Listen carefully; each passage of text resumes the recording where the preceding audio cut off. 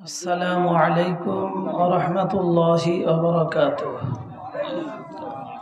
الحمد لله كفى والسلام على عباده الذين اصطفى أما بعد. أعوذ بالله من الشيطان الرجيم. بسم الله الرحمن الرحيم. وامتازوا اليوم أيها المجرمون ألم أحد إليكم يا بني آدم ألا تعبدوا الشيطان إنه لكم عدو مبين. وقال النبي صلى الله تعالى عليه وسلم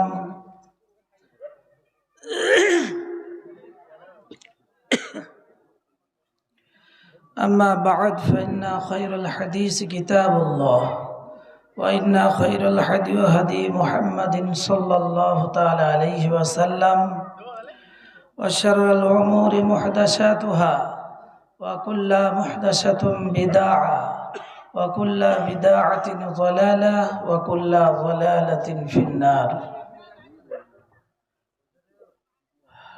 সমস্ত প্রশংসা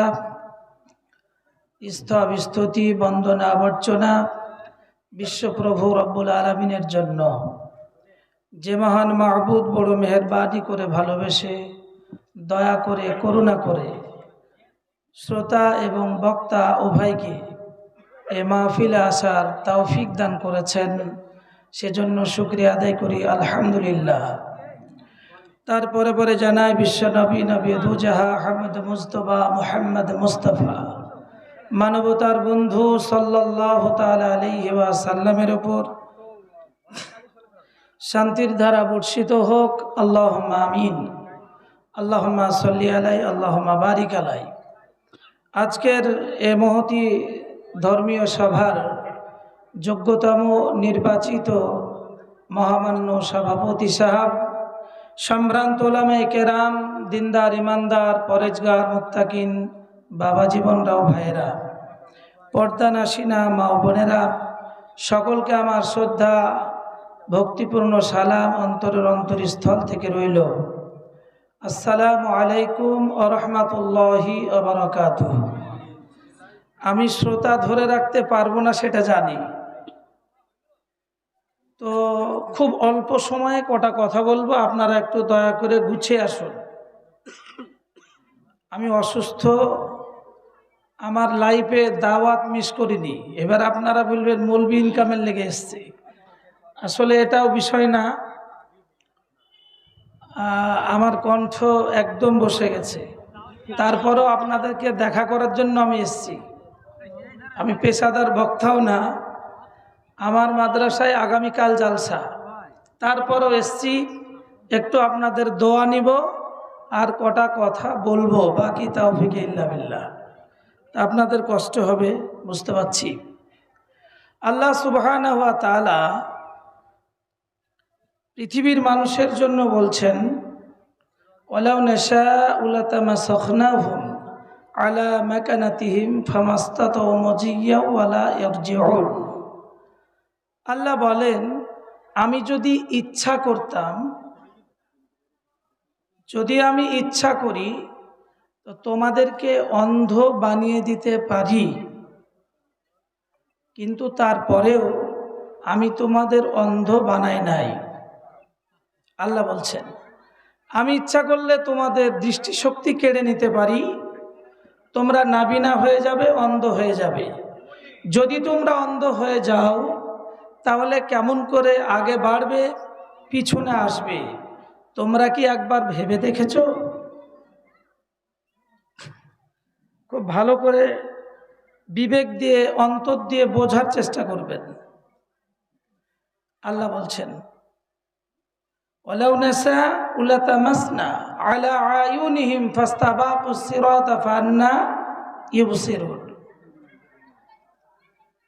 ঠিক তার পরের আয়াতে আল্লাহ বলছেন, আমি যদি ইচ্ছা করতাম তোমাদেরকে স্ব স্ব স্থানে তোমাদের আমল পরিবর্তন করে আমি রেখে দিতে পারতাম।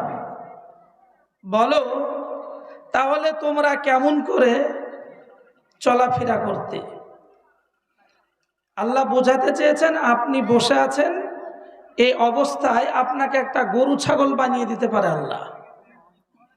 আল্লাহ আপনাকে একটা স্ট্যাচু বানিয়ে দিতে পারে, এটা থামের মতো করে দিতে পারে। আমি বসে বসে বক্তৃতা করছি, আল্লাহ আমাকে অন্য পশুতে রূপান্তর করে দিতে পারেন। এটা আল্লাহ বলছেন যদি ইচ্ছা করি এগুলো আমি করতে পারি।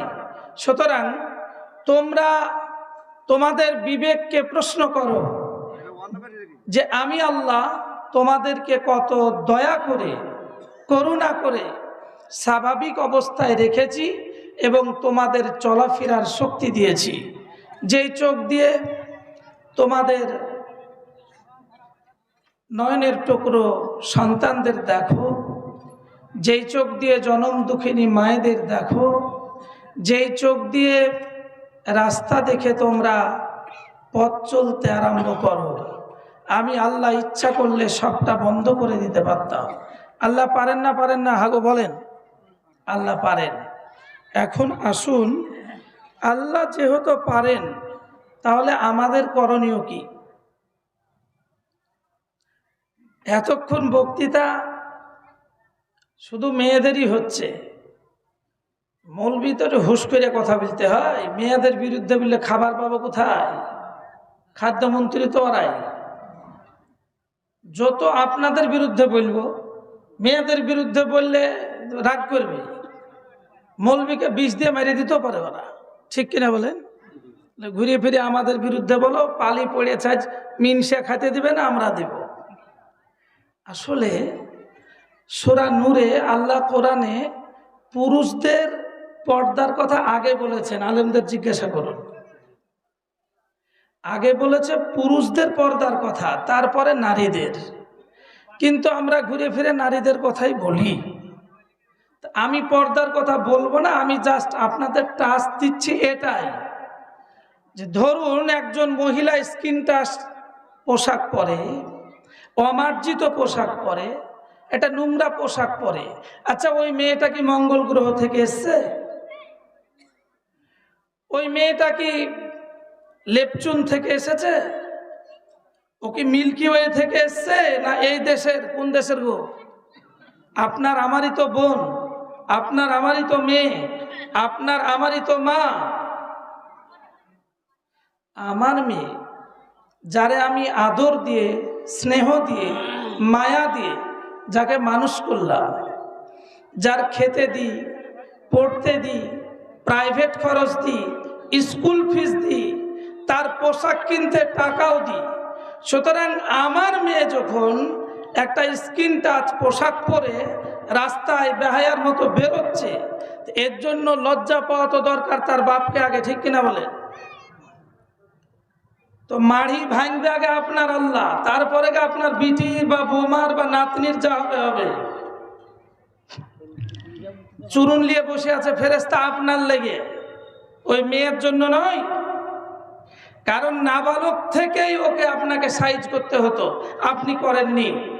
ও মেয়েটার দোষ না, দোষ হলো আপনার। আপনার বৌমা সকালে ওঠে না, আপনি শ্বশুর মশাই মসজিদে ফজরে নামাজ পড়তে আসছেন, আপনার দায়িত্ব হলো তার দরজায় কড়া নেড়ে তাকে জাগিয়ে দেওয়া, বাবা আব্দুল করিম তাড়াতাড়ি ওঠো, আজানের টাইম হয়েছে, নামাজ পড়তে যেতে হবে। এটা আপনার দায়িত্ব। আপনি মসজিদে আসলেন, ভাবলেন আপনি বেঁচে গেছেন, আপনার ছেলে বেনামাজি, নামাজ পড়েনি, তার সকাল হলো 8টায়, আপনি বাঁচতে পারেননি ওই আযাব থেকে। কারণ আপনাকে আগে আল্লাহ জিজ্ঞাসা করবে কিয়ামতের মাঠে, তুমি অভিভাবক হিসাবে তোমার কর্তব্যটা কি তুমি পালন করেছো, কি পালন করেছো? আমাকে আস্তেই কথা বলতে হবে, জোরে বললেই কথা আরো ফেটে যাবে, বুঝতে পারছেন? আমি খুব কষ্ট পাচ্ছি। সুতরাং আপনাদের একটু বুঝতে হবে ভাই। সম্মানিত উপস্থিতি,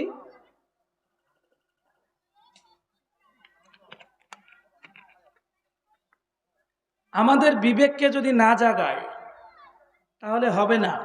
আল্লাহ কোরআন পাকে বলেছেন, লাহুম কুলুবুল লা ইয়াফকাহুনা বিহা ওয়া লাহুম আ'য়ুনুল লা ইউবসিরুনা বিহা ওয়া লাহুম আযানুল লা ইয়াসমাউনা বিহা। আল্লাহ বলছেন যাদের হৃদয় রয়েছে, কাল্ব রয়েছে, অনুভূতি শক্তি আছে, যাদের বিবেচনা করার যন্ত্র আমি আল্লাহ দিয়েছি, তারপরেও যারা বিশ্লেষণ করে না, বিবেচনা করে না, যাদের চোখ আছে দেখেও দেখে না, যাদের কান আছে শুনেও শোনে না, তারা কি উলাইকা কাল আনআম, চতুষ্পদ জন্তুর ন্যায়। আল্লাহ কি আপনাকে অশ্লীল ভাষায় গালি দেবে? এই কথাটা কি খারাপ কথা নয়? ভদ্র ভাষায় আল্লাহ আপনাকে বলছে যে এরা চতুষ্পদ জন্তু। এরপরেও আল্লাহ ক্ষান্ত হন নাই, তারপরে বলছেন এরা চতুষ্পদ জন্তুর চাইতেও নিকৃষ্ট। তারপরে আল্লাহ বলছেন এরা গাফেল, উদাসীন। সম্মানিত উপস্থিতি, এ কথা আল্লাহ কেন বললেন? চোখ থেকেও যারা দেখে না, আপনার দৃষ্টিশক্তি আছে, আপনার সামনে আপনার বাড়ির ফ্যামিলির মহিলারা অশালীন পোশাক পরে, অমার্জিত পোশাক পরে ঘুরছে, আপনি দেখেও বিবেক আপনার নাড়া দেয়নি, বিবেক আপনার বলল না যে এটা অন্যায়, এটা ইসলাম বিরোধী, এটা কোরআন বিরোধী। আপনি বিবেককে জাগাতে পারেননি। আপনার বাড়ির পাশে অশালীন ভাষায় গালাগালি হচ্ছে, চিৎকার হচ্ছে, নোংরা ভাষায় অকথ্যভাবে চলছে, আপনি কানে শুনছেন। আল্লাহ বলছেন যারা শুনেও শোনে না। আপনি শোনার পরে আপনার দায়িত্ব ছিল এ বিষয়ের ওপরে তাকে বোঝানো, এটা ঠিক নয়, তোমার ভাষা খারাপের জন্য আমার বাড়ির ছেলেমেয়েরা ওই ভাষাটা শিখবে। কারণ ছোট কচি ব্রেনে যা শুনবে, যা বলবেন তাই সে শিখে নেবে। সুতরাং প্রতিবেশীরা যখন অশালীন ভাষায়, অমার্জিত ভাষায় যখন গালাগালি করবে, নোংরামি করবে, এটা আপনার বাচ্চারা শুনবে। আপনি ওইখানে গিয়ে তাদের নিষেধ করতে হবে আপনাকে। এইটা ছিল আল্লাহর বক্তৃতা, ভাষণ, আপনি করেননি, তাই কানে শোনার পরও শুনছেন না। এর তাফসীর ব্যাখ্যা অনেক আছে, আমি খুব সংক্ষেপে বলছি। আল্লাহর নবী মুহাম্মদুর রাসূলুল্লাহ সাল্লাল্লাহু আলাইহি ওয়াসাল্লাম তিনি বললেন, দুনিয়ার উম্মত মুহাম্মাদিরা যদি দুটো কাজ করে তাহলে পারে তাদের হায়াতের জিন্দেগি বাড়বে এবং তারা সম্পদশালী হবে, অর্থশালী হবে, ধনী ব্যক্তি হবে। শুনবেন, এটা শুনবেন। আপনারা চান ধনী হতে? নবীজি বলছেন দুটো কাজ যদি মানুষ করে তাহলে পারে তারা অর্থ সম্পদশালী হবে এবং তাদের দীর্ঘ আয়ু, বয়স বাড়িয়ে দেওয়া হবে। কি? তারা যদি আত্মীয়তার সঙ্গে সুসম্পর্ক রাখে, প্রতিবেশীর সঙ্গে ভালো আচরণ করে, নিকট আত্মীয়দের সঙ্গে যদি ভালো সুসম্পর্ক রাখে, আল্লাহ সুবহানাহু ওয়া তাআলা তার আয়ু বৃদ্ধি করে দেন, বেশি দিন সে বাঁচতে পারবে দুনিয়ায়। আর আল্লাহ বলছেন তাকে আমি অর্থ সম্পদশালী বানাবো। সে যদি বড়লোক হতে চায় তো নিকট আত্মীয়দের সঙ্গে সুসম্পর্ক যেন রাখে। বুকে হাত দিয়ে বলেন তো, আমরা 1 লাখে 2-1 হয়তো বাদ যাবে, 100-এর গল্পই নাই। প্রতিটা বাড়িতেই আমাদের গন্ডগোল। বাপের 4টে মেয়ে, 3টে ছেলে, আমরা বোনেদের ফাঁকি দিয়েছি, সঠিকভাবে হক দিই নাই। অথচ আপনি পাবেন 1, তার অর্ধেক পাবে আপনার বোন। আল্লাহ এমনিতেই কমিয়ে দিয়েছেন, কমানোর পিছনেও শরীয়ত ভিত্তিক কারণও আছে, বিজ্ঞান ভিত্তিক কারণও আছে। আমি ওই দিকে যাচ্ছি না, সচরাচর যেটা আপনি বুঝতে পারবেন সেটাই বলতে চাইছি। ছেলে পাবে 1 বিঘা, মেয়ে পাবে 10 কাঠা। এরপরেও আপনারা বাড়িতে বসে বসে চিন্তা করছেন ওই বড় দাগের ভুঁইটে তো পাকা রাস্তার ধারে প্রচুর দাম, এ দোয়া হবে না, দুলা ভাইরা বেচে কিনে পালিয়ে যাবে, ওই মাঠে বিলে ওই জমি দিয়ে দে। হক ঠিকই দিলেন আপনি, কিন্তু যে জমিটা 10 লাখ টাকা বিঘা সেটা দেননি, 3 লাখ টাকা বিঘে দিয়েছেন। আপনি বাপের বেটা, আপনার বাড়ির কানটায় আপনি ধান লাগিয়ে খেতে পারবেন না, আপনার বহনু 25 মাইল দূর থেকে সে ধান লাগাবে। তার মানে উদ্দেশ্য হলো আপনার যে বেচে পালাবে, ও শালা জানে ওদিকে লোককে বেচে পালায়, ও আমরা নিব না, ও পড়লুক বিপদে। আপনি 22 বার হজ করলেও বাঁচতে পারবেন না। লাহুম কুলুবুল লা ইয়াফকাহুনা বিহা, আপনার অন্তর কেন জাগে না? কি করবেন জালসা শুনে? আপনার অন্তর কেন জাগে না? আল্লাহ বলেছে তাদের বিবেক দিয়েছি, হৃদয় দিয়েছি, এ থাকার সত্ত্বেও যারা ভাবে না, বিষয় নিয়ে অ্যানালাইসিস করে না, এ বিষয়কে নিয়ে গবেষণা করে না, তারা চতুষ্পদ জন্তু হবে না তো আর কি হবে? আজকে মসজিদের উন্নতিকল্পে জলসা। আমি সেদিন এই গত কয়েকদিন আগে একটা জায়গায় প্রোগ্রামে গেলাম, দেখলাম লিফলেটে লেখা আছে নেশা মুক্ত সমাজ চাই। আলহামদুলিল্লাহ, খুব ভালো কথা। নেশা বলতে আপনারা আমরা যেটা বুঝেছি, পান, জর্দা, বিড়ি, গুল, সিগারেট এবং মদ, জোয়া, এগুলো কি নেশা মনে করি? জুমা মসজিদে যদি কালকে এই পাড়ার একটি লোক মদ্যপান করে ঢুকে পড়ে, যার পাশে দাঁড়াবে থাকা যাবে বলেন? যে লোকটা বিড়ি খায় না, বিড়িখোর লোক যদি একটা তার পাশে দাঁড়ায়, বলেন কষ্ট হয় কিনা? সত্য কথা বলেন, কষ্ট হয় না? হয় না? যে বেচারা বিড়ি খায় সে বুঝতে পারে না, যে খায় না সে বুঝতে পারে। শীতের সময় চাদরও গন্ধ, মাফলারও গন্ধ, ওর সবই গন্ধ। বউ কি করে আবার সেবা করবে বলেন? আপনি শুধু ফতোয়া দিচ্ছেন স্বামীর সেবা করো, স্বামীর সেবা করো। হ্যাঁ, ওই এক বালিশে শুবে কি করে? তারপরে দাড়িওয়ালা লোক যদি বিড়ি টানে, হাল কি হবে বলেন? ফেরেস্তাও যাবে না, তাহলে আর বউ যাবে কি করে ওর কাছে? তো মেয়েটা কি করে সেবা করবে? ঘুরে ফিরে শুধু মেয়েগুলাকে বিপদে ফেলেন না। রাগ করছেন? একটু বিবেককে নাড়া দেন। আমি গজলও করবো না, সময় নষ্ট করব না, আপনার মগজে কিছু ঢোকাতে চাইছি আমি। তো ওই পাড়ার লোকটি যদি মদ্যপান করে আপনার জামাতে ঢুকে যায় শুক্রবারে, তো দুর্গন্ধ একটা আছে না নেই? মদ্যপান যারা করে তাদের পাশ দিয়ে যাওয়া যায় না, ঠিক কিনা বলেন? তো যদি হয় তাহলে আপনারা বলেন কি করবেন? আমাকে বলেন, আপনারা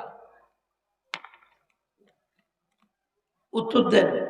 আজ কথোপকথনে ওয়াজ হবে। ওই লোকটা যদি মসজিদে ঢুকে যায় তো আপনারা কি করবেন? মুসল্লিরা মারবেন?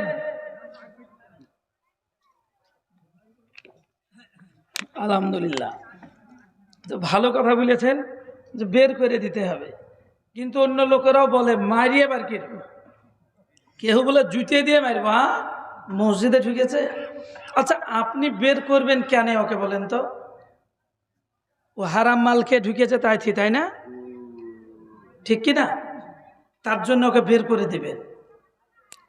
শরীয়ত, আপনি শরীয়তের দলিল দিয়ে কিন্তু বের করবেন যে আল্লাহ মদকে হারাম করেছে, সে মদ খেয়েছে তাই ওকে বের করেছি।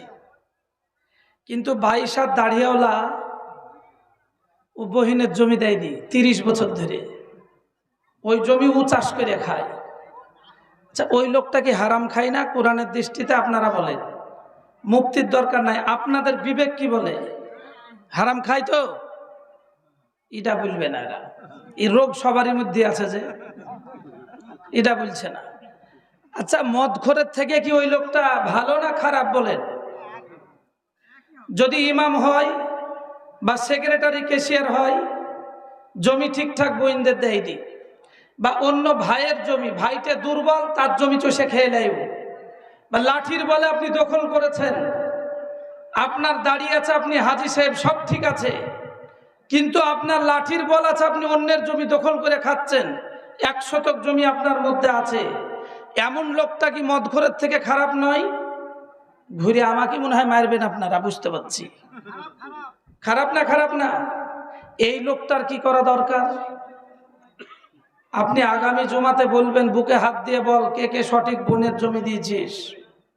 ভালো করে শুনে রাখুন, যারা দুনিয়ায় মদ পান করে, যারা দুনিয়ায় হারাম খায়, যারা সিগারেট খায়, যারা জিয়া খেলে, এই লোকগুলো অবিলম্বে মাপ পাবে যদি তারা তওবা করে। ধরুন একটি লোক বেঁচেছে 65 বছর, 60 বছরই মদ খেয়ে কাটালো।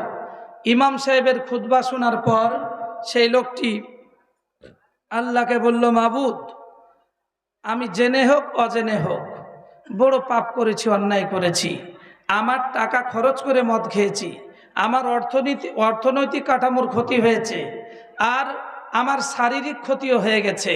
মাবুদ গো, জীবনেও আর এটা মুখে তুলব না, আমি তাওবায়ে নাসুহা করছি, আপনি মেহেরবানি করে আমাকে ক্ষমা করুন, আমি আর জীবনে ওই মদের দোকানে পা দিব না। বিশ্বনবীর হাদিস অনুযায়ী আল্লাহ ইচ্ছা করলে তাকে ক্ষমা করে দেবেন। অধিকাংশ হাদিস হলো আল্লাহ তারে মাফ করে দিবে, ক্ষমা করে দেবে। কিন্তু যে লোকটি অন্যের জমি দখল করে খায়, বোনের জমি ফাঁকি দিয়ে খায়, ভাইয়ের জমি না দিয়ে খায়, সঠিক হক পয়মাল করে খাচ্ছে, সঠিক হক মানে বুঝিয়ে দেয় নাই, এমনটি লোক যদি কাবা শরীফের ইমাম শুনে কাবা শরীফের গিলাফ ধরেও কাঁদে, আল্লাহ আমারে মাফ করে দাও, তওবায়ে নাসুহা করছি, এর মাফ কিন্তু হবে না। কেন হবে না? তওবা করছি, মাফ হবে না কেন? ওই লোকটার মাফ হবে না। অন্যায়ভাবে যদি কাউকে 1 থাপ্পড় মেরে থাকেন, ওই লোকটার কাছে ক্ষমা চাইতে হবে। এখন আপনি মাপ পাবেন, আপনাকে অনেকটাই তেল পোড়াতে হবে, কষ্ট করতে হবে, তবে আপনার মাপ হবে। বলে কি করতে হবে? বিধান কি?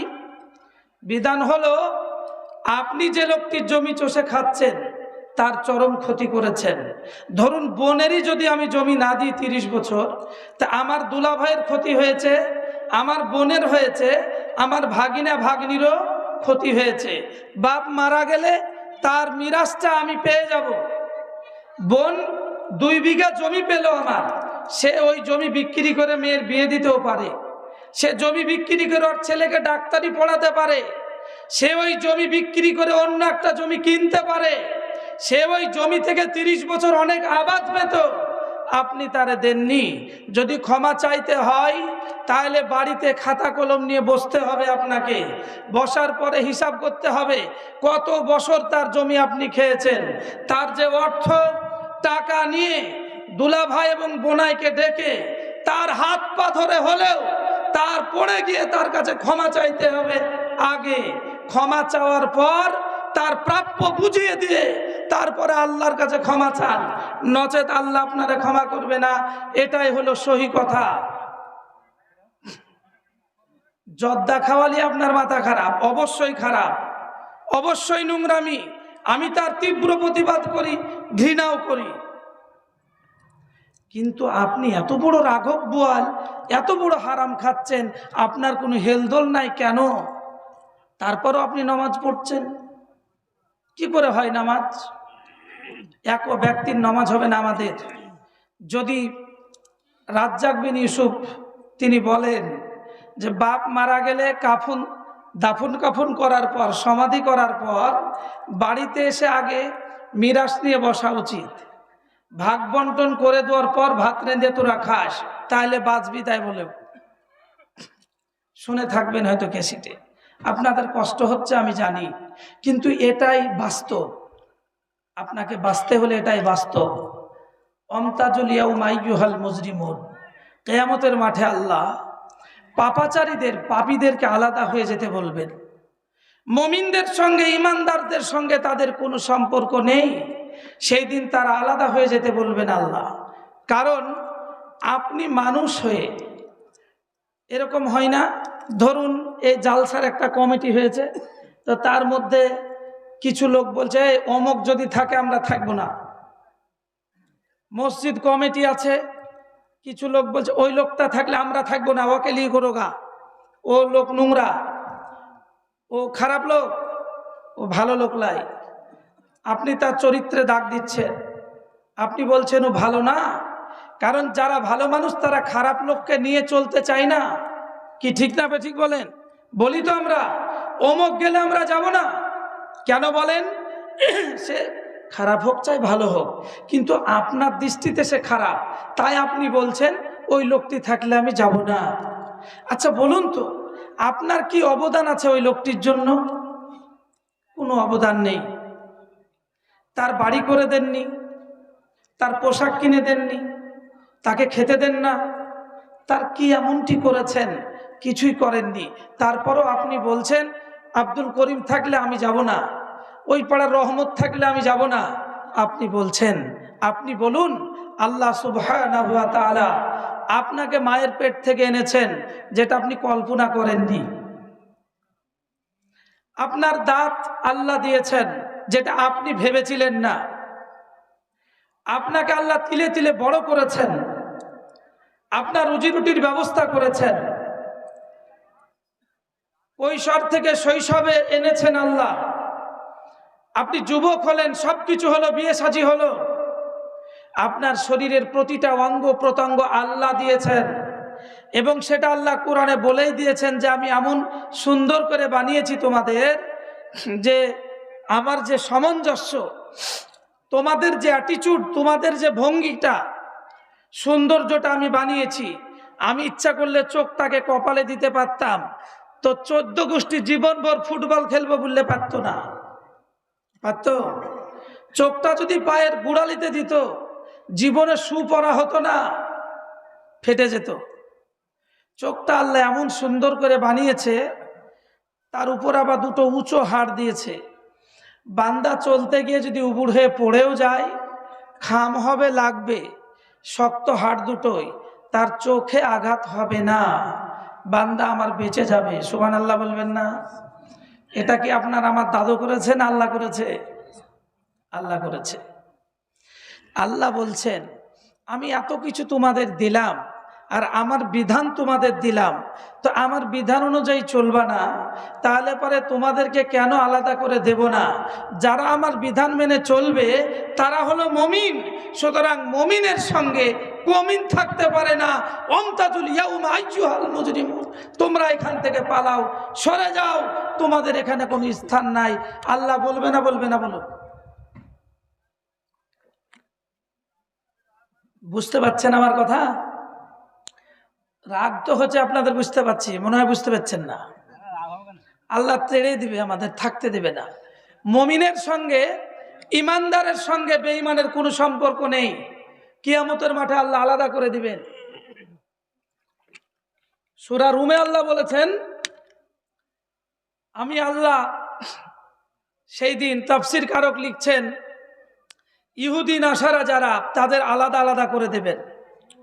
সূর্য পূজক যারা, তাদের আলাদা স্থান দেবেন।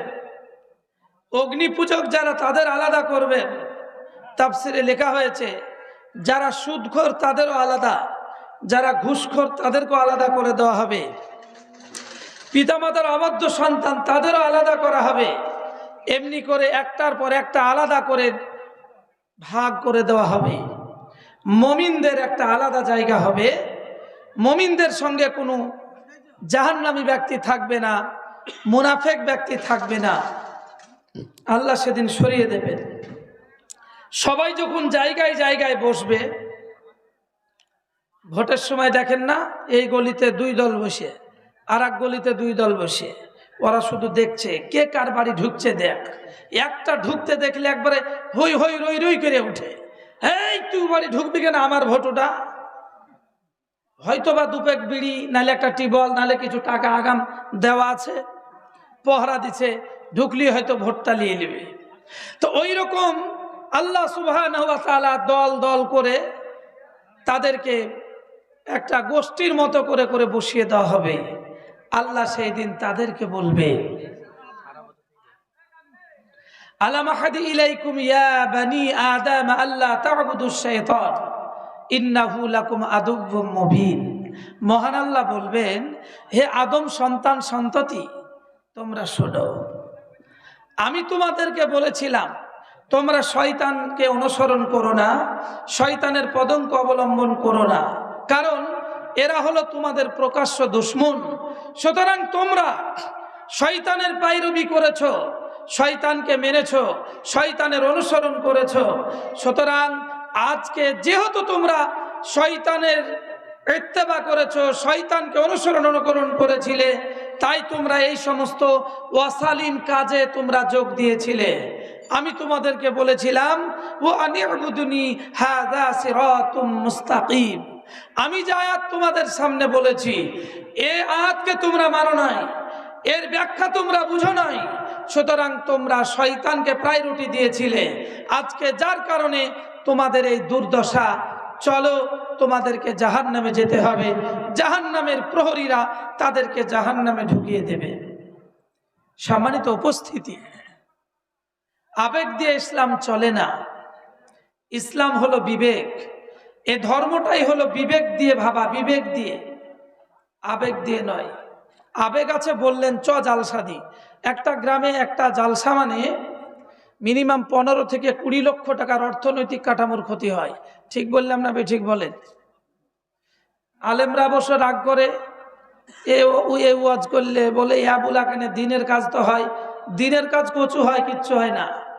জালসা দিলে ঝুড়ি ভর্তি গুনাহ হয়, নেকি হয় না। বাড়িতে শুয়ে শুয়ে মূল্যায়ন করবেন আমার কথাটা। আপনি লক্ষ লক্ষ টাকা খরচ করেছেন, দোকানপাট দিয়ে বেহায়া নির্লজ্জপনা বেহায়াপনা হয়, মৌলবীরও গুনাহ হয়, কমিটি তো জাহান্নাম 100% যাবে জালসা দেওয়ার পরে, বাঁচতে পারবে না। কোরআন তো তাই বলে। আমি বক্তৃতা করে টাকা গুনে নিয়ে বাড়ি চলে যাব, এটা ঠিকই। কিয়ামতের মাঠে আল্লাহ আমাকেও বলবে, কানে মুখে সার দিয়ে বলে, এই মৌলানা শোন, তোর করণীয় কি ছিল? সমাজে যে অবৈধ অন্যায় কাজ ছিল তুই কেন নিষেধ করিসনি? বাঁচার পথ থাকবে না। একটা হাদিস আপনাদেরকে শোনাই ভাঙা কণ্ঠে, ভালো করে শুনুন। তিরমিজি শরীফের 2382 নাম্বার হাদিস। মোবাইল খুলেন এখনই পেয়ে যাবেন। তিরমিজি শরীফের 2382 নাম্বার হাদিস। হযরতে সুফাই আল আসবাহি রহিমাহুল্লাহ তিনি বর্ণনা করছেন, আমি মদিনাতুল মানওয়ারায় গেলাম, আমি দেখলাম একজন ব্যক্তি নসিহত করছেন। কিছু মানুষ চতুর্দিক থেকে তিনাকে ঘিরে তার আলোচনা শুনছে। আমি এক পা করতে করতে তিনার কাছে গেলাম, জিজ্ঞাসা করলাম, উনি কে যিনি আপনাদেরকে হাদিস শোনাচ্ছেন? ওনারা বললেন, ইনি হলেন আল্লাহ রসুলের বিখ্যাত সাহাবা হজরতে আবু হুরায়রা রাদিয়াল্লাহু তাআলা আনহু। তিনি বললেন, তাই? বলে, হ্যাঁ। তিনি চুপ করে গিয়ে তাদের পাশে বসে গেলেন। হাদিস কোরআনের আলোচনা শেষ হলো। মানুষেরা যখন এক এক করে চলে গেলেন, কিছুক্ষণ পর তিনি একা হয়ে গেলেন। কে? হযরতে আবু হুরায়রা রাদিয়াল্লাহু তাআলা আনহু। সোফায় গিয়ে বলছেন,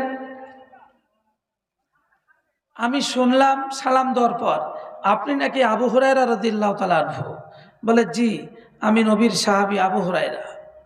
তিনি বললেন, আমি বড় আশা নিয়ে আপনার কাছে এসেছি, আপনি একটি আমাকে হাদিস শোনান, যে হাদিসটা আপনি নবীজির কাছ থেকে নিজ কানে শুনেছেন এবং ভালোভাবে বুঝেছেন, অনুধাবন করেছেন, এমন একটি হাদিস আপনি আমাদের শোনান। হযরত আবু হুরায়রা রাদিয়াল্লাহু তাআলা আনহু তিনি বললেন যে, আমি এমন একটি হাদিস তোমাকে শোনাবো যেটা আমি নবীজির মুখ থেকে আমি সশরীরে শুনেছি। নবীজি যখন বর্ণনা করছিলেন, সেই সময় আমি আর আল্লাহ রসুল ছাড়া কেউ ছিল না ওই ঘরের ভিতরে, আমি একা ছিলাম।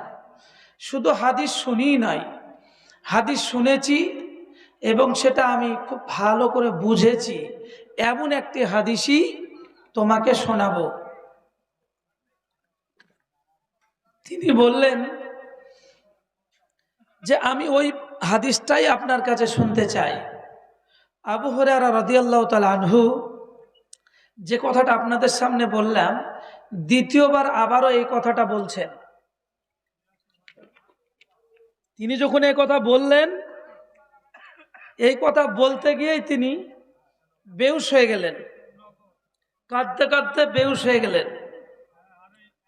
কিছুক্ষণ পর তিনার জ্ঞান ফিরল, স্বাভাবিকভাবে আসলেন। তারপরে তিনি আবারও বলছেন, আমি এমন একটি হাদিস তোমাকে শোনাবো যে হাদিসটি বিশ্বনবী আমাকে শুনিয়েছেন, আমি ছাড়া সেই রুমে আর অন্য কেউ ছিল না। আমি হাদিসটি ভালোভাবে বুঝেছি, অনুধাবন করেছি, সেই হাদিসটাই তোমাকে শোনাবো। এই কথা বলার পর তিনি আবারও বেহুশ হয়ে গেলেন। পরপর তিনবারের বেলাতেও তিনি বেহুশ হয়ে মুখ থুবড়ে নিচের দিকে পড়ে যাচ্ছিলেন। হযরতে সুফাই বলেন, আমি আবু হুরায়রা রাদিয়াল্লাহু তাআলা আনহুকে আমার বুকের সঙ্গে ঠেস লাগিয়ে ধরলাম, আমার বুকের সঙ্গে জড়িয়ে ধরলাম। ধরার পরে বেশ কিছুক্ষণ ওয়েট করলাম। বেশ কিছুক্ষণ পর তিনার জ্ঞান স্বাভাবিক অবস্থায় আসলো, জ্ঞানটা ফিরল। আবু হুরায়রা রাদিয়াল্লাহু তাআলা আনহু তার মুখমণ্ডলকে মুছার পর বলছেন যে আমি যে হাদিসটি তোমাকে বর্ণনা করব, আমি পারছি না। কারণ এমন একটি হাদিস নবীজি আমাকে শুনিয়েছেন, কারণ যাদের জন্য আল্লাহ বলেছেন তার মধ্যে হয়তোবা আমিও পড়ে যাব। কারণ তৎকালীন জামানায় উনার চাইতে আর বড় আলেম কে ছিল বলুন? উনার চাইতে বড় আলেম ছিল নাকি আবু হুরায়রার চাইতে? নবীজির পরে সাহাবীদের মধ্যে বড় আলেম না উনি? উনি বলছেন, তাই আমি হাদিস বর্ণনা করতে পারছি না। তো বলল, শোনো, কাল কিয়ামতের মাঠে মুসিবতের দিনে আল্লাহ সুবহানাহু ওয়া তাআলা সেদিন মানুষের হিসাব নেবার জন্য তাদের সামনে যখন আসীন হবেন, আসবেন, আল্লাহ পাক তিন শ্রেণীর ব্যক্তিকে আগে ডাকবেন। তিন শ্রেণীর ব্যক্তিকে প্রথম নম্বরে ডাকবেন যিনারা দাঈ ইলাল্লাহ, আল্লাহর পথের দায়ী আলেম, হাফেজে কোরআন, কারিয়ে কোরআন, উলামায়ে দ্বীন, তাদেরকে সর্বপ্রথমে ডাকবে। দ্বিতীয় নম্বরে ডাকবে যারা দানশীল। তৃতীয় নম্বরে ডাকবে যারা শহীদান। তিনি বর্ণনা দিচ্ছেন, আল্লাহ সুবহানাহু ওয়া তাআলা প্রথম নম্বরে আলেমদের, হাফেজদের ডাকবেন, যারা কোরআনের হাফেজ, যারা ইলমের দরিয়া, তাদেরকে ডাকবেন। ডাকার পরে জিজ্ঞাসা করবেন, তোমরা কি আলেম? তারা বলবে জি আমরা আলেম। কারা বলবে? মৌলানারা, আল্লাহর সামনে। আল্লাহ সুবহানাহু ওয়া তাআলা জিজ্ঞাসা করবেন, আমি যে আমার নবী, বিশ্ব নবী হযরতে মুহাম্মদুর রাসূলুল্লাহ সাল্লাল্লাহু আলাইহি ওয়াসাল্লামকে যে বাণী দিয়ে পাঠিয়েছিলাম, যে দায়িত্ব দিয়ে পাঠিয়েছিলাম, সেটা কি তোমরা শুনেছো বা তোমরা সেটা অনুধাবন করেছিলে? আলেমরা, হাফেজরা, কারীরা বলবে, হে আল্লাহ, অবশ্যই শুনেছি। নবীজি যা শিক্ষা দিয়েছেন, বংশ পরম্পরা আলেমরা তাই শুনেছে, আমরাও সেই মোতাবেক সেগুলো মেনেছি এবং এ মোতাবেক আমল করেছি। যখনই এ কথা বলবে, আল্লাহ সুবহানাহু ওয়া তাআলা বলবেন, কাজ্জাবুন, তোমরা মিথ্যা কথা বলছো। আলেমদের বলবে, সবাই না, হাদিসটা ভালো করে শুনবেন। আল্লাহ বলবেন তোমরা মিথ্যাবাদী। যখনই এই কথা বলা হবে, ফেরেশতা মণ্ডলীরা উঠে বলবে, হে আল্লাহ, এরা অবশ্যই মিথ্যাবাদী। আল্লাহ বলবে, বান্দা, তোমরা আলেম হয়েছে, এটা সত্য কথা, এটা ঠিকই, কিন্তু তোমরা মনে মনে ভেবেছিলে আমি যোগ্য আলেম, আমার অনেক ডিগ্রি, মানুষ আমাকে শ্রদ্ধা করুক, বড় মৌলানা বলুক। তুমি ভালো কারি ছিলে, আর একজনের কণ্ঠ ভালো ছিল না, মনে মনে ভাবতে কোরআনটা সুন্দর করে পড়ব, লোকে আমাকে কারি বলবে, বাপরে কণ্ঠ বলবে। তোমার মনে মনে ইচ্ছা ছিল আমি ভালো করে বক্তৃতা করব, সুন্দর করে রোমান্টিক গজল বলবো, মানুষ বলবে কাল আসিয়া চলো অকিয়া বালিয়ে। লোক আমাকে ভালো বলবে, সম্মান করবে। ও আলেমের দল শোনো, তোমার অন্তর চেয়েছিল মানুষ আমারে সম্মান করুক, মানুষ আমাকে ভালোবাসুক। আমি আল্লাহ তোমারে সম্মান দিয়েছিলাম, দুনিয়ার মানুষ তোমাদের সম্মান করেছে। তুমি যা মনের মধ্যে চেয়েছো মানুষ তোমাকে সেটা দিয়ে দিয়েছে, সুতরাং দুনিয়ায় সম্মান পেয়েছো, আজকে জাহান্নাম যেতে হবে, তোমার জন্য জান্নাত ফাঁকা। আল্লাহ বলবেন ওই সাইডে যে বসো। প্রথম আলেমদেরকে, হাফেজদেরকে, যারা হক্কানি আলেম তাদেরকে নয়, যাদের অন্তরে এটা আছে যে আমি আমার অ্যাটিটিউড দেখে, আমার অঙ্গি ভঙ্গি দেখে মানুষ যেন আমাকে সম্মান করে, শ্রদ্ধা করে, মানুষ যেন আমাকে ভালো বলে, এটা যদি আমার মনের মধ্যে থাকে। এবার আপনি একটা কথা বলি, অধিকাংশ আমাদের মনে এটা থাকে, যদি নাই থাকে আল্লাহ রসুল সাল্লাম সারা জগতে কাফের মুশরিক বেদিনদের কাছে তিনি উত্তম ছিলেন, ভালো ছিলেন, সচ্চরিত্রবান ছিলেন, ঠিক কিনা বলেন? 40 বছর পর্যন্ত তিনাকে কেউ কিছু বলেনি। পাকা কাফের মুনাফেক তারাও ভালোবাসতো। একটু মূল্যায়ন করেন, মগজকে একটু নড়ান, বলতো না? এই 23 বছরের জিন্দেগিতে নবী যখন হাতে কোরআন পেলেন, কোরআনের দাওয়াত দিতে গেল, আর তার চাচারা তার এন্ট্রি হলো, ঠিক কিনা? তার ফুপুরা তার এন্ট্রি হলো, তার প্রতিবেশীরা তার এন্ট্রি হলো, তারা তাকে মারতে গেল, এমনকি জানেও মেরে দেব বলল। কি কষ্ট না পেল? আর আমরা নবীর উত্তরসূরি 40 বছর ধরে জালসা করি, তো একটা ঢেলো কেউ মারে না,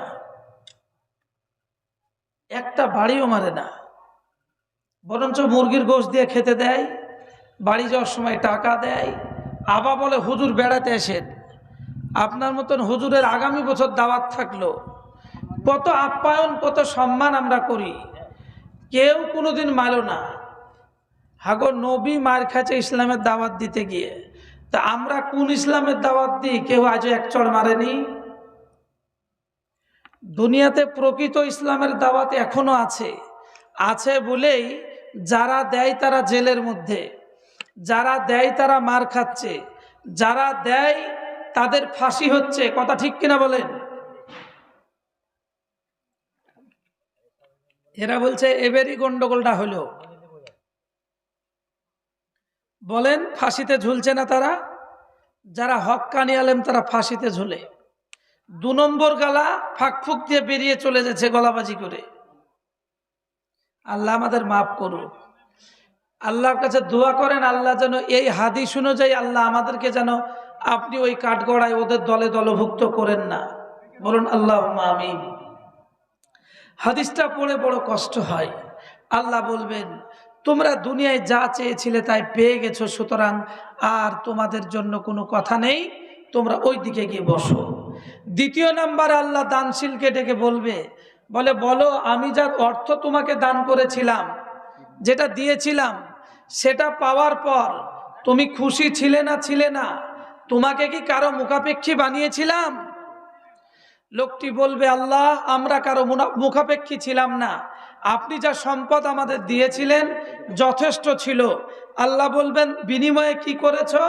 লোকটি বলবে আপনার এই সম্পদ পেয়ে আমার আত্মীয় স্বজনকে নিয়ে আমরা সুখে শান্তিতেই ছিলাম, তাদের দান করেছি, তাদের দিয়েছি, তাদেরকে নিয়ে বসবাস করেছি। আল্লাহ বলবেন তুই পাকা মিথ্যাবাদী। ফেরেশতারাও বলবে তুমি মিথ্যাবাদী, কারণ তুমি বলেছিলে যখন দান করেছো তুমি মনে মনে ভাবতে আমি দানবীর, লোক এসে আমার দরবারে আসুক, আমার কাছে টাকা চাক। আর আল্লাহ কোরআনে বলছে হে বিত্তশালীরা শোনো, তোমাদের ধনসম্পদ দিয়েছি আমি, এই ধনসম্পদে গরিবদের হক আছে, এই ধনসম্পদে অর্থহীনদের হক রয়েছে, তাই বলে তুমি তাদের করুণার পাত্র মনে করো না।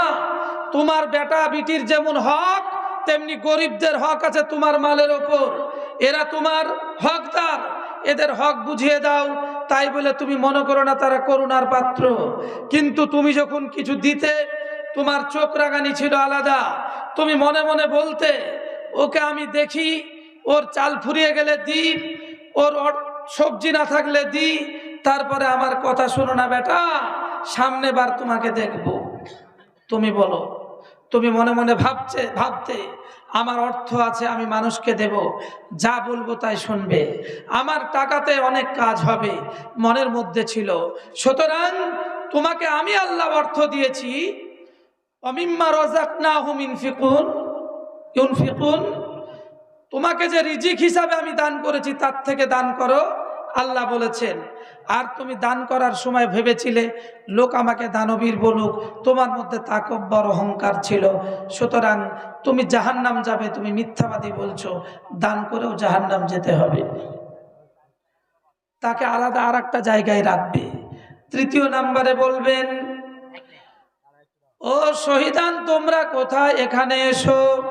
শহীদানরা মহান আল্লাহর সামনে গিয়ে দণ্ডায়মান, জিজ্ঞাসা করা হবে তোমরা কি শহীদ? তারা বলবে আল্লাহ আপনার দিন প্রচারের জন্য, দিনকে টিকানোর জন্য বিবিকে বেধবা করেছি, ছেলে মেয়েকে এতিম করেছিলাম, আমরা আপনার দিন টিকানোর জন্য লড়াই করেছিলাম, লড়াই করতে করতে নিজের জীবনটাও দিয়ে দিয়েছি ইসলামকে গালিব করার জন্য। ছেড়ে দিব, কটা বাজছে?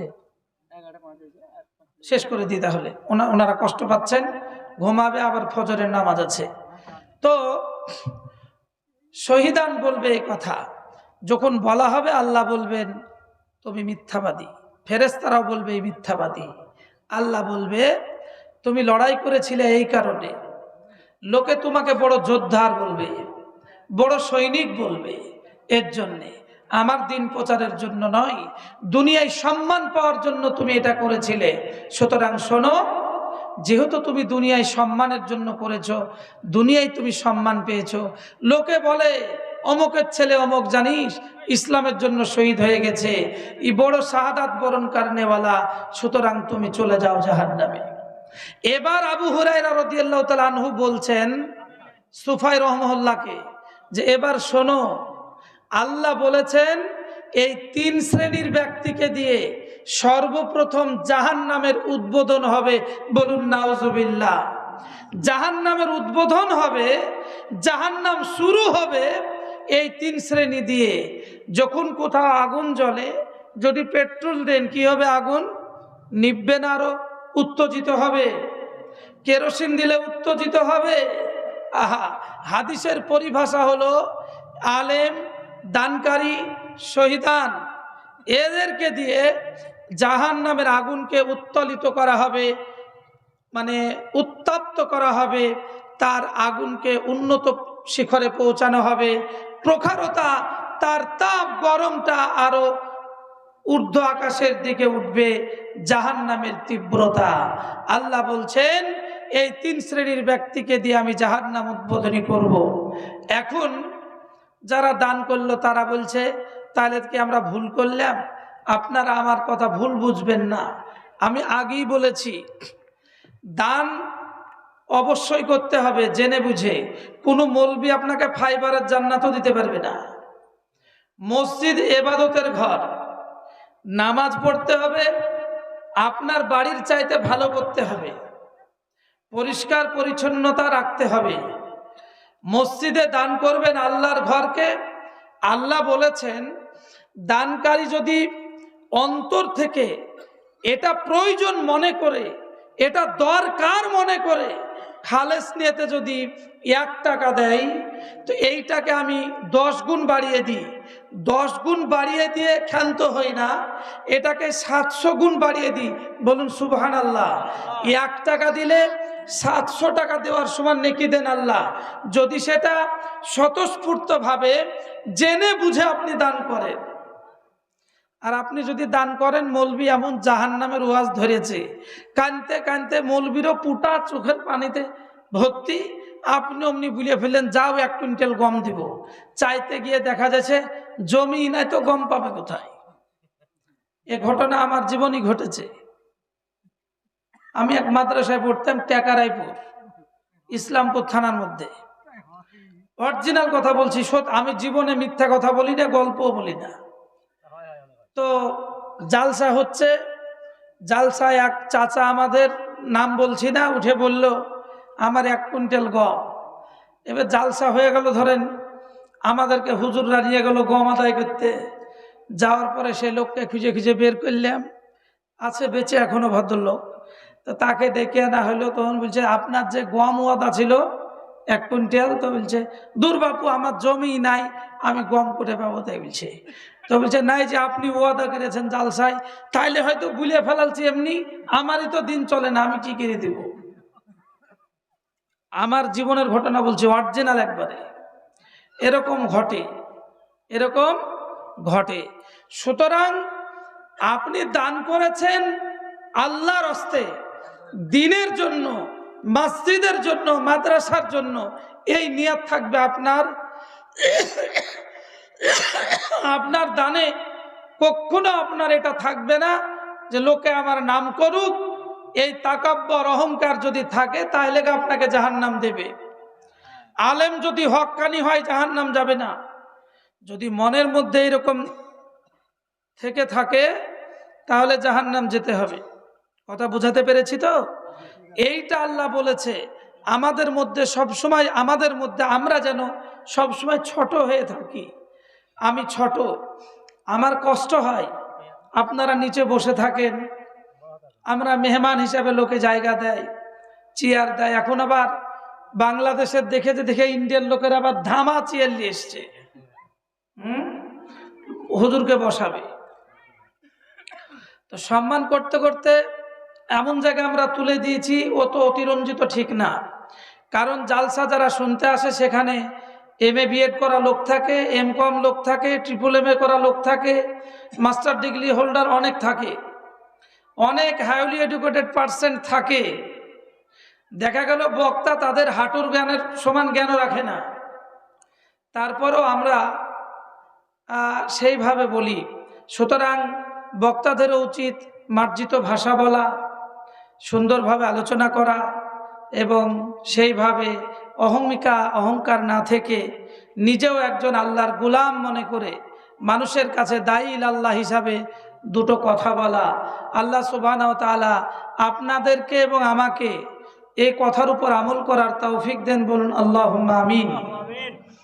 বিষয় হলো, আর একটা কথাও বলে দিই আপনাদের, আপনারা হয়তো বছর বছর প্রোগ্রাম করে থাকেন, জালসা জৌলুস করবেন, বক্তাদেরকে দাওয়াত করার সময় বলবেন যে দয়া করে আপনি এই বিষয়ের ওপর, ট্রাফিকের ওপর আলোচনা করবেন, বিষয়বস্তু বেঁধে দিবেন। অনেক বিষয় আছে, ইসলামে অর্থনৈতিক ব্যবস্থাপনা, ইসলামে নারীর অধিকার, সামাজিক জীবনে ইসলাম, অর্থনৈতিক জীবনে ইসলাম, রাজনৈতিক জীবনে ইসলাম, ইসলাম মহাকাশ, ইসলাম নিয়ে অনেক বক্তৃতা আছে, অনেক বক্তৃতা। মহাকাশ সম্পর্কে কোনো বক্তাকে বললেন কোরআন থেকে আলোচনা করো, আল্লামা সানাউল্লাহ পানিপতি রহমতুল্লাহ তিনি দারুণ করে লিখেছেন, আপনি পাগল হয়ে যাবেন। আজ যারা MCom MA BEd করালো, সায়েন্সের লোকেরা জালসা শুনতেই আসে না। কেন জানেন? ওই শুধু হাবু গাহায় কানে আঙুল ভরে আমরা সারাদিন গজল করি, নালে শায়রি করি। তো একটা MA পাস লোক ক্ষমখায় পোয়ালের ওপর কেন বসে থাকবে? ওর যে খুরাক সেটা তো দিতে হবে। আল্লাহুম আইনুল্লাহ ইউবসিরুনা বিহা, চোখের কথা কোরআনে বলেছে। তো বিজ্ঞান কি বলছে? চোখ নিয়ে যে গবেষণা, চোখের জন্য কি বলেছে আল্লাহ। একটা সায়েন্সের ছেলেকে যখন আপনি কোরআনকে বোঝাতে থাকবেন তার ব্যাখ্যা দিয়ে, ও কেন দ্বাদশুদ্ধে লড়বে না? ও বলবে না কোরআন মহাসমুদ্র, মহাজ্ঞান, সুতরাং এখানে আমাদের অনেক জ্ঞান পাওয়ার আছে। কিন্তু আমরা যখন বক্তৃতা করি, আমাদের ভাষা শুনে শিক্ষিতরা বলে ই প্রাইমারি পাস, এ শোনা হবে না, চ বাড়ি যায়। ঠিক কিনা বলেন? এটাই ঘটে। সুতরাং এটা করা যাবে না।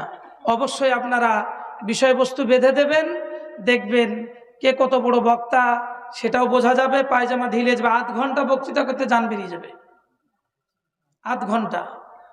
সুতরাং আল্লাহ সুবহানাহু ওয়া তাআলা আমাদের সকলকে আল্লাহ কবুল করুন, বলুন আল্লাহুম্মা আমিন। আমি কারো বিরুদ্ধে বলছি না, আল্লাহ আমাদের নিজেদেরকে সংশোধন হওয়ার তৌফিক দেন ইসলাহ করার তৌফিক দেন। বলুন আল্লাহুম্মা আমিন। আল্লাহ যেন আমাদেরকে দ্বীনের খাদেম হিসাবে, আপনাদের গোলাম হিসাবে, মানে আল্লাহর গোলাম হিসাবে আল্লাহ কবুল করেন, দ্বীনী দায়ী হিসাবে আল্লাহ কবুল করেন। কিয়ামতের মাঠে আল্লাহ আমাদেরকে বড় আলেম, বড় জ্ঞানী না বলে, যদি আল্লাহ বলেন যে দুনিয়ায় মুসলমানদের তোরা খাদেম ছিলি, মানুষকে দ্বীনের কথা বলেছিস, একটা ছোট মানের কিছু বলে যদি জান্নাতের কোনো কিনারা একটু স্থান দেয়, এটা আমাদের জন্য অনেক বড় পাওয়া, ঠিক কিনা বলেন? অনেক বড় পাওয়া। আল্লাহ যেন আমাদেরকে সে তৌফিক দান করেন, আমাদের নসিবে আল্লাহ জোটান। বলুন আল্লাহুম্মা আমিন। আল্লাহুম্মা আমিন। ওয়া আখিরি দাওয়ানা আনিল হামদুলিল্লাহি রাব্বিল আলামিন। আসসালামু আলাইকুম ওয়া রাহমাতুল্লাহি ওয়া বারাকাতুহু। সভাপতি সাহেব, কই কিছু বলার থাকলে বলুন। আসুন, আপনি আসুন, আপনাকে দিয়ে শেষ করাতে হবে। আমি আপনাদের তো অনেক কষ্ট দিলাম, আপনারা রাগই করছেন। আমি আসতাম না আসলে, মানে খুব প্রেস্টিজে পড়ে যেতে, আমার কথা তো বেরোচ্ছে না। তো আমার ওই ভাই যে নুহু ভাই আসে আপনাদের এখানে, ওর মাদ্রাসা আমার মেয়ে পড়ে, তো উনি বলেছিলেন, ওই জন্য আমি আরো আসলাম আর কি। তো আপনারা দোয়া করবেন। কালকে আমার মাদ্রাসায় জালসা, আমি একটা মাদ্রাসা করেছি, সেই মাদ্রাসাটা আরবিক টু ইংলিশ, যেখানে আমি মোটামুটি 9 জন শুধু জেনারেল শিক্ষক রেখেছি, যারা বাংলার জন্য স্পেশালি MA BEd করা, বাংলায় অনার্স, জিওগ্রাফিতে যাদের অনার্স আছে তাই রেখেছি, ম্যাথের রেখেছি, ইংলিশের রেখেছি। মাদ্রাসায় 9খানা শুধু জেনারেল শিক্ষক আছে, তারপর আবার আরবিক আছে। কারণ একজন আলেম সে সবটাই শিখবে, এই জন্য আমি চিন্তা ভাবনা করে গরিবদের জন্য এটা করেছি, একদম অল্প পয়সায়। যদি এতিম থাকে, বই পুস্তক খাওয়া সব ফ্রি, বিনা পয়সায় পড়ানো হচ্ছে। আপনারা দয়া করে ভর্তি করলে করতে পারেন। করিমপুর থেকে বালিয়াডাঙ্গা, মাদপুর বলছে জায়গাটার নাম। তো আল্লাহ রহমতে এটা করতে পেরেছি। ফেব্রুয়ারি থেকে ক্লাস চলছে, আপনারা ইচ্ছা করলে বাচ্চাদের ভর্তি করতে পারেন। আসসালামু আলাইকুম।